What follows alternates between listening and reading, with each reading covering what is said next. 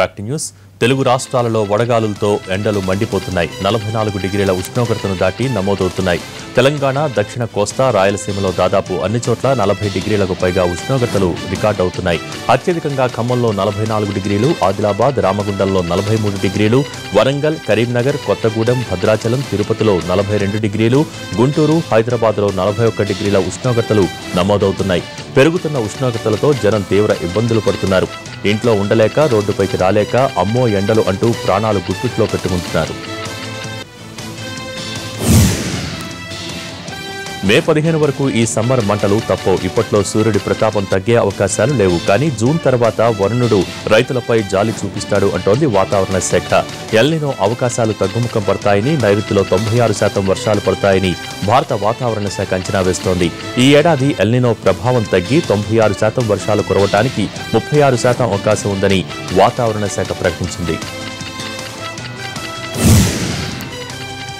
విజయనగరం జిల్లా Parvathipuram ITDA office ఎదుట SFI ఆధ్వర్యంలో గిరిజన విద్యార్థులు ఆందోళనకు దిగారు. తక్షణమే గిరిజన పాఠశాలలో ఉపాధ్యాయులను నియమించాలని డిమాండ్ చేశారు.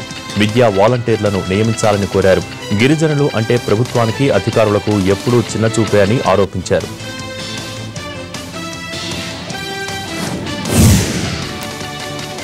హైదరాబాద్ జవహర్ నగర్లో కరెంట్ షాక్తో 2 ప్రాణాలు కోల్పోయారు. పాత ఇంటిపై కొత్తగా గదుల నిర్మాణం చేపడుతున్న సమయంలో ప్రమాదం జరిగింది. విద్యుత్ కనెక్షన్ కోసం అంబర్పేట గోల్నాకకు చెందిన శ్రీనివాస్, వంశీలు వైరింగ్ వర్క్ చేస్తున్నారు. కరెంట్ షాక్తో 2 ఎలక్ట్రీషియన్లు చనిపోయారు.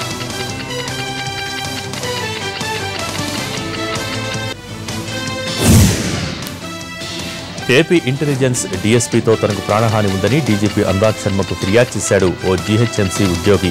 హైదరాబాద్ మోతీనగర్ జీహెచ్ఎంసీ కార్యాలయంలో పారిశుద్ధ్య విభాగంలో ఉద్యోగం చేస్తున్న వీరారెడ్డి పద్మానగర్లో 450 గజాల స్థలాన్ని కొనుగోలు చేసినట్టు డీజీపీకి వివరించారు. ఆ స్థలంపై కన్నేసిన డీఎస్పీ రమణ తన స్థలాన్ని కబ్జా చేయడానికి బెదిరింపులకు పాల్పడుతున్నారని ఆందోళన వ్యక్తం చేశారు.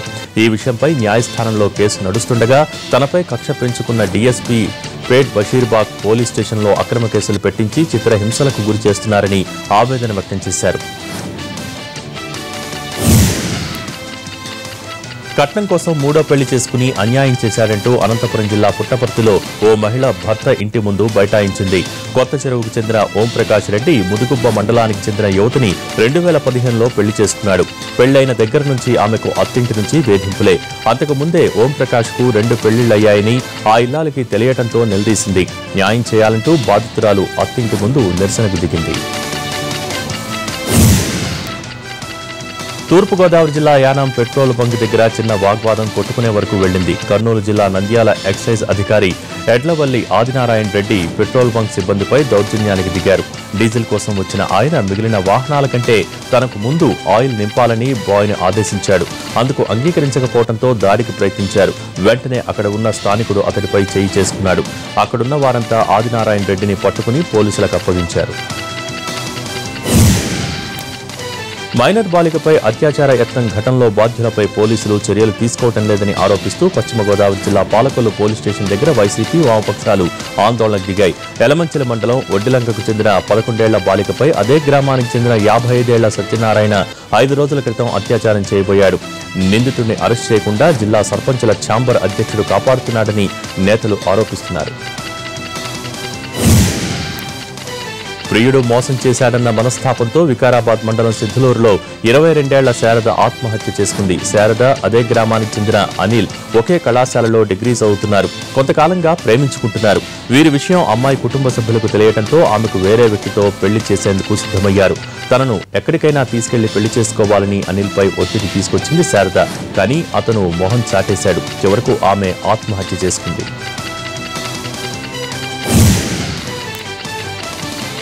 సమంత అధికారికంగా చేనేత బ్రాండ్ అంబాసిడర్ కానున్నారు. సమంత బ్రాండ్ అంబాసిడర్ అన్న ప్రచారంపై కొందరు ఆర్టీఏను ఆశ్రయించగా అలాంటిదేమీ లేదని ప్రభుత్వం సమాధానమిచ్చింది. అయితే సమాచార లోపంతోనే అలా రిప్లై వచ్చిందని, ఆమె సేవలను ఉపయోగించుకుంటామన్నారు టెస్కో డైరెక్టర్ శైలజ రామయ్యర్. త్వరలోనే సమంతతో అవగాహన ఒప్పందం కుదుర్చుకుంటామని అన్నారు శైలజ.